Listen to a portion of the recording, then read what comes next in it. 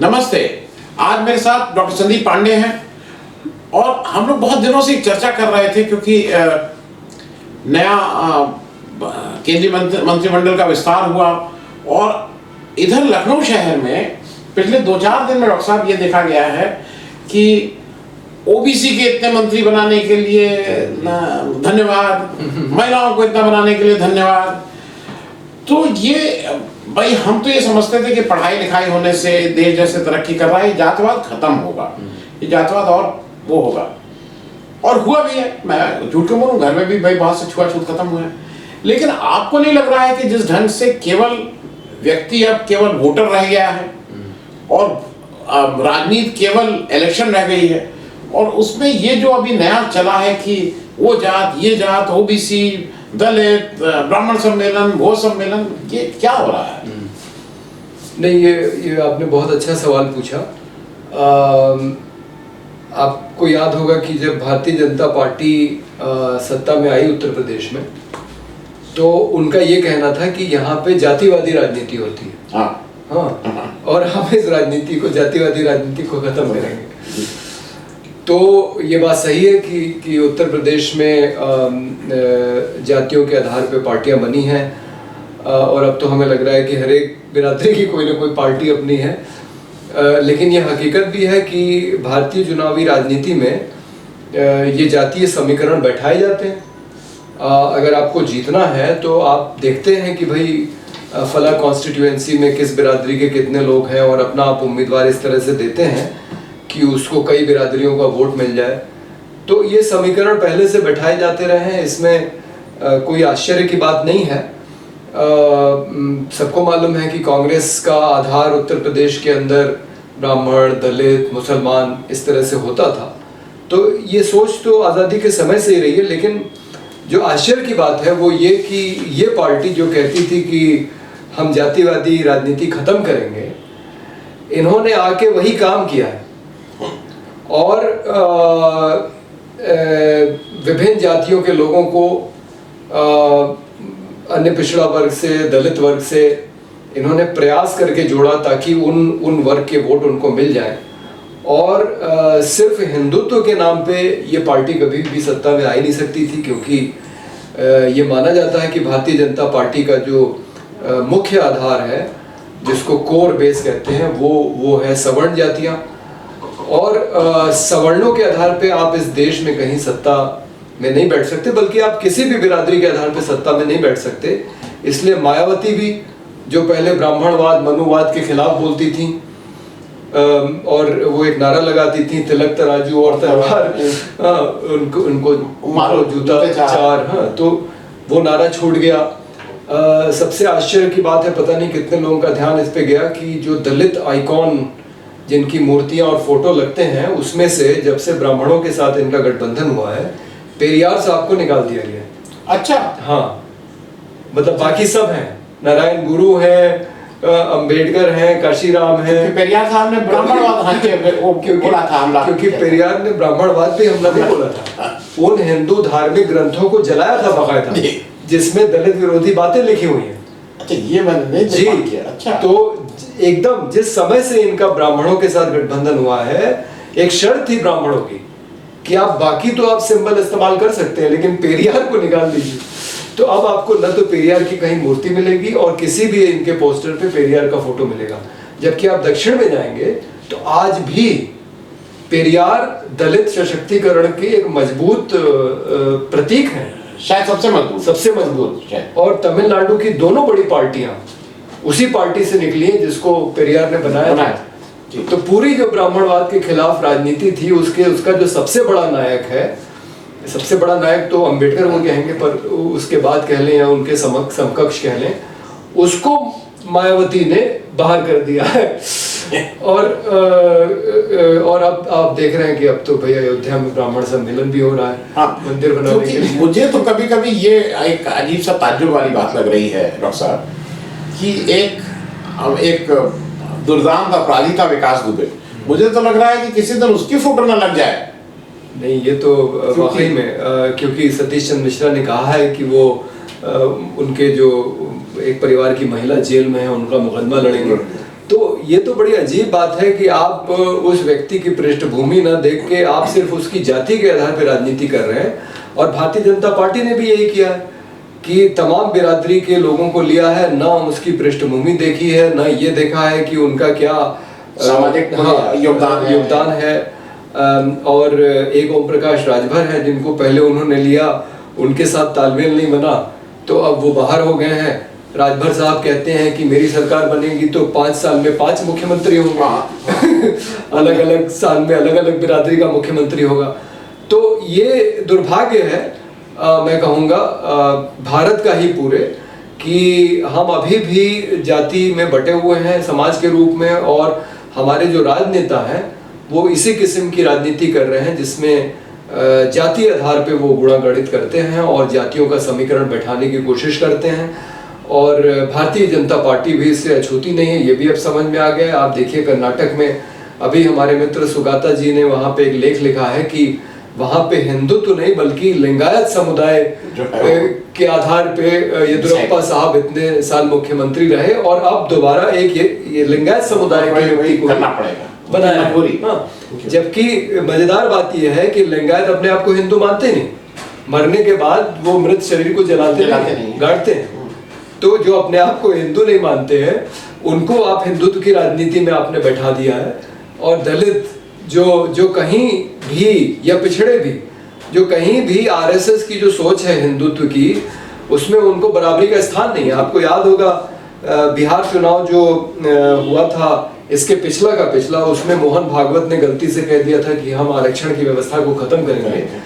तो नरेंद्र मोदी साहब को चीख चीख के कहना पड़ा था कि जब तक मैं जिंदा रहूंगा तब तक आरक्षण की व्यवस्था रहेगी।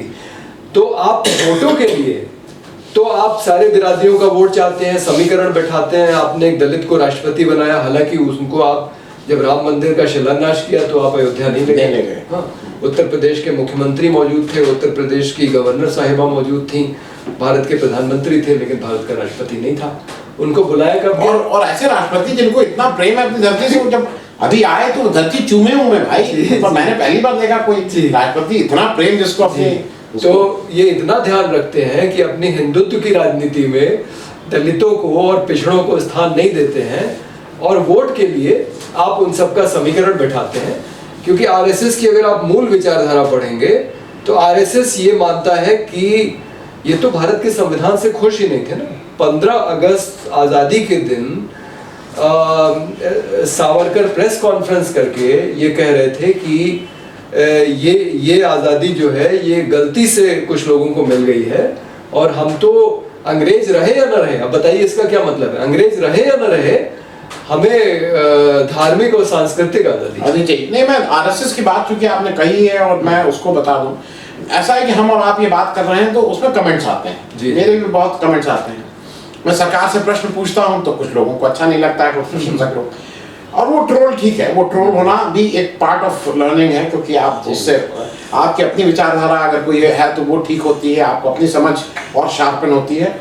और मैं एक ही चीज रखता हूँ कि अगर कोई उसमें अपशब्द बोले या गाली गलौज करे तो मैं उसको ब्लॉक करता हूँ, नहीं तो अदरवाइज अगर कोई अपनी बात कह रहा है तो सबको अपनी बात कहने का है। मेरा कोई पुराना देख लें, उसमें एक हमारे महाराष्ट्र के हैं और ब्राह्मण हैं, उसी समुदाय से आते हैं, उनको बहुत मेरी बातों से उनको दिक्कत होती है, लेकिन वो कभी उसका प्रयोग नहीं करते हैं, गाली गलौज नहीं करते हैं।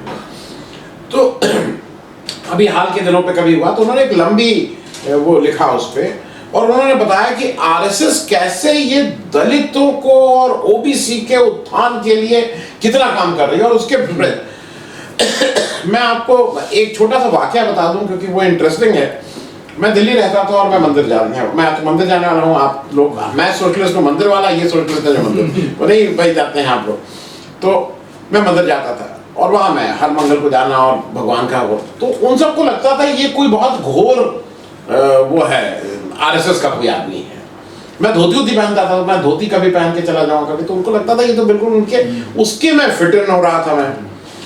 तो एक दिन वो चंदा लेने आया और वो ये बात शायद 89-90 की होगी कि वो साहब हेडगेवार साहब की कुछ कौन सी जयंती मना रही है, 100 साल की, 150 साल या 200 साल जो भी मनाया जा रहा, तो उसका चंदा दे दिया। उनको ये था कि ये तो बिल्कुल ठीक आदमी है जो मंदिर वाला है। तो हमने कहा कि भाई मैं चंदा इसमें क्यों दूं, तो उनका हेडगेवार साहब का है। तो क्या आते आरएसएस के आपको पता ही है, वो इतना बड़ा उन्होंने सामाजिक काम किया, और तो हमने सामाजिक काम कौन किया, समाज को उन्होंने हिंदुत्व का दिया। तो हमने कहा भाई एक चीज ये बताइए आपके कौन कौन है, तो उन्होंने बताया कि बंसल जी इसके ये हैं। हमने कहा जिस दिन आप किसी दलित को अपना कोई भी अध्यक्ष या कोई भी पद दे दीजिएगा, आप आ जाइएगा, मैं पैसा दे दूंगा। जी जी। ये आप आरएसएस की हिस्ट्री देखिए, सब ब्राह्मण, और एक एक्सेप्शन के रूप में रज्जू भैया राजेंद्र सिंह को उन्होंने किया, तो वो भी एक्सेप्शन मैं बोलता हूँ, नहीं तो एक ब्राह्मण बिल्कुल कंप्लीटली उसकी जो मनुवादी बात होती है ये उसको प्रोपोगेट करते हैं। ब्राह्मण भी सारे ब्राह्मण नहीं, अच्छा, एक विशेष ब्राह्मण जो उधर महाराष्ट्र के, जी जी, महाराष्ट्र के, उनको क्या कोंकणस्थ या क्या कहते हैं, अच्छा, वो एक बहुत विशेष ब्राह्मण में भी एक वर्ग है जिसका ही व्यक्ति वहाँ बनता है प्रमुख। और नहीं, उसमें जो मैं बात कह रहा था, असल में ये चाहते थे कि भारत की आज़ादी के बाद मनुस्मृति भारत का संविधान बने। अच्छा, और मनुस्मृति जी ये तो खुल के कहते हैं कि ये जो संविधान है, गाइडिंग वो अपनी हो। हाँ, ये तो कई विदेशों से लेके और इसको जोड़ तोड़ के बनाया गया है, कट एंड पेस्ट करके।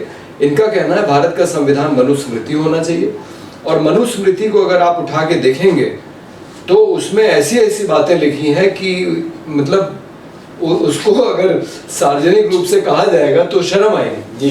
मतलब उसमें ये बात लिखी है कि हिंदू जाति व्यवस्था में शूद्र जो हैं सिर्फ ब्राह्मण, क्षत्रियों और वैश्य की सेवा के लिए बने हैं। उसमें ये लिखा है कि अगर कोई शूद्र किसी उच्च जाति पे हमला करता है तो उसके शरीर का वो अंग काट लिया जाए जिससे वो हमला करता है।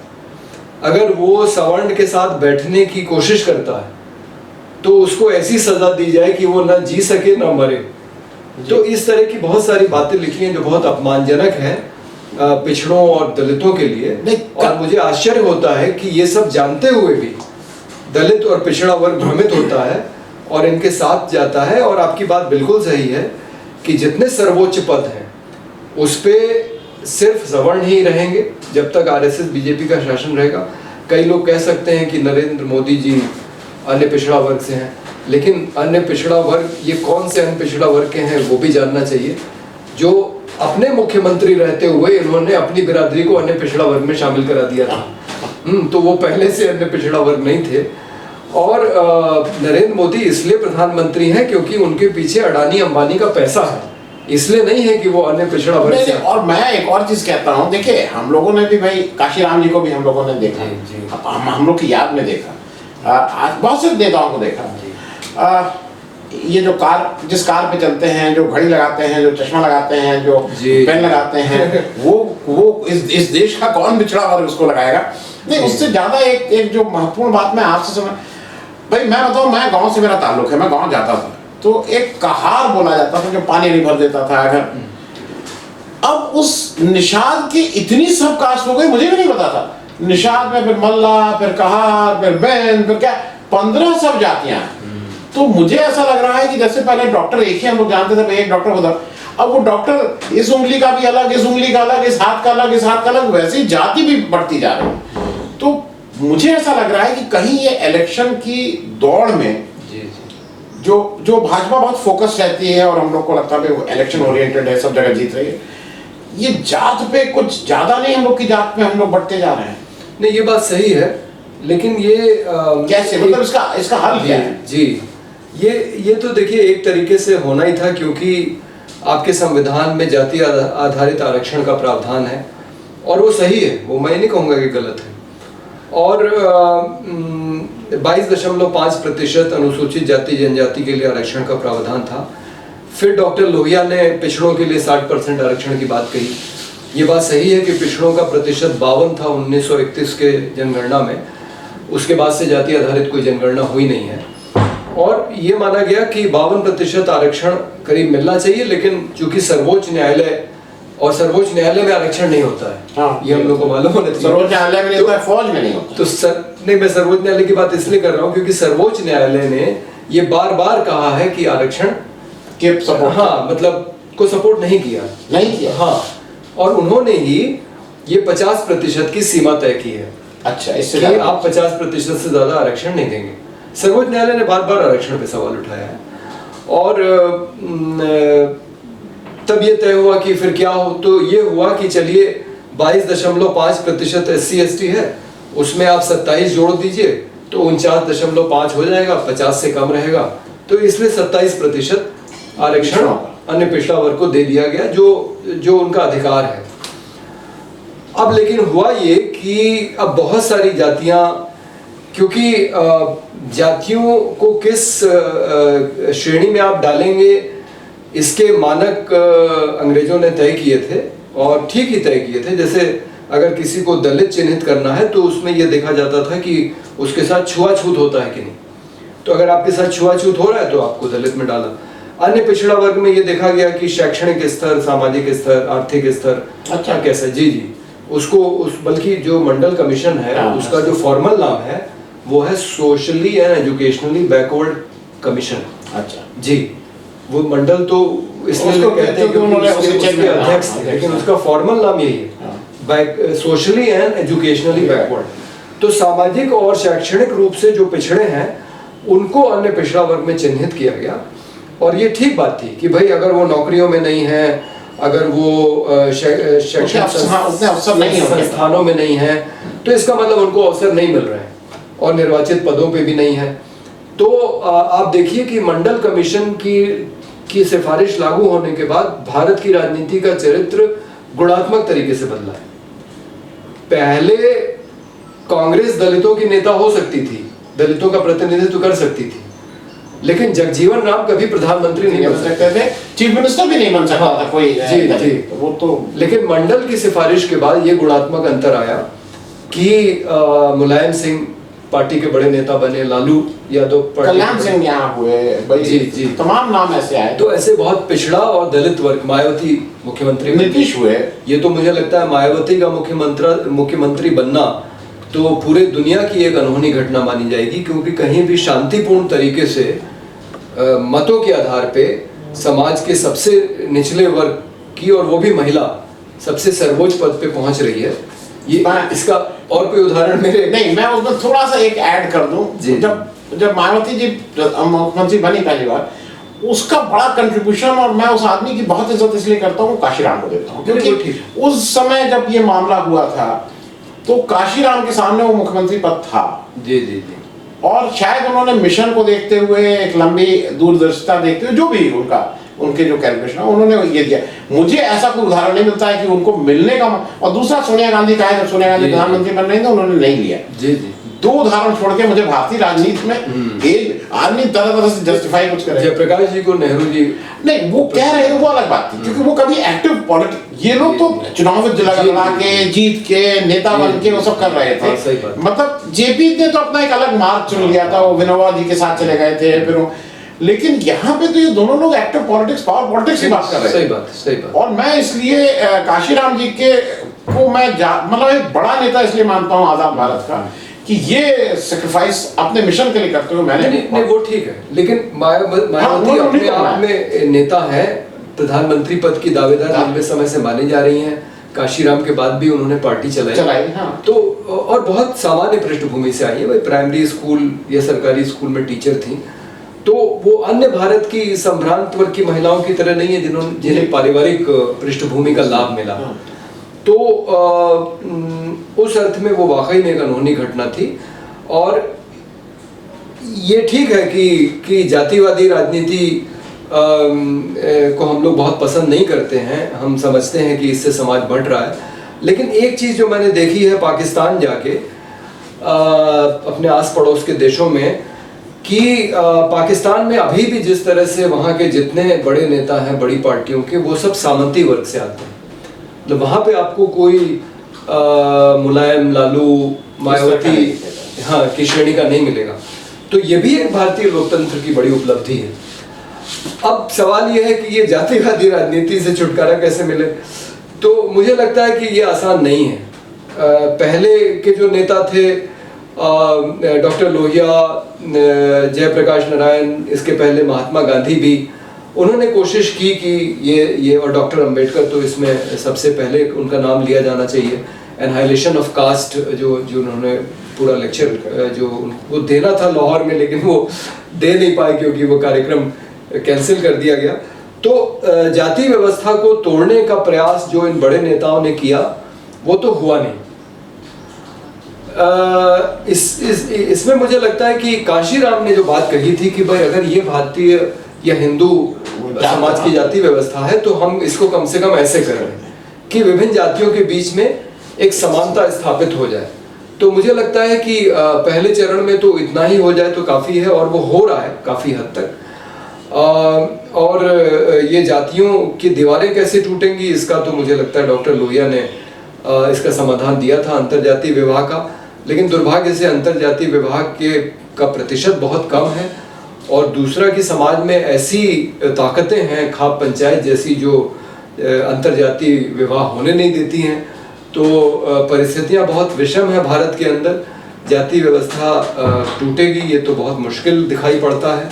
तो मुझे लगता है कि हर एक व्यक्ति किसी भी जाति धर्म का हो, किसी भी वर्ग का हो, किसी भी लिंग का हो, उसको एक बराबरी का अधिकार मिले, सम्मान मिले। अगर इतना भी हो जाए तो मुझे लगता है कि वो एक कम से कम एक ऐसा लक्ष्य है जो हासिल किया जा सकता है। बहुत बहुत धन्यवाद डॉक्टर साहब बात करने के लिए। अगर आपको दी पब्लिक के कार्यक्रम पसंद आते हैं तो इन्हें लाइक करें। अगर आप इस वीडियो को YouTube पर देख रहे हैं तो चैनल को सब्सक्राइब करें, और अगर आप इसे Facebook पर देख रहे हैं तो दी पब्लिक के पेज को लाइक करें। अगर आप चाहते हैं कि हम निष्पक्ष पत्रकारिता को जारी रखते हुए आपसे जुड़े मुद्दों पर सवाल उठाते रहें तो हमें सहयोग करें। आपका छोटा से छोटा सहयोग भी इस मुहिम को जारी रखने में हमें ताकत देगा।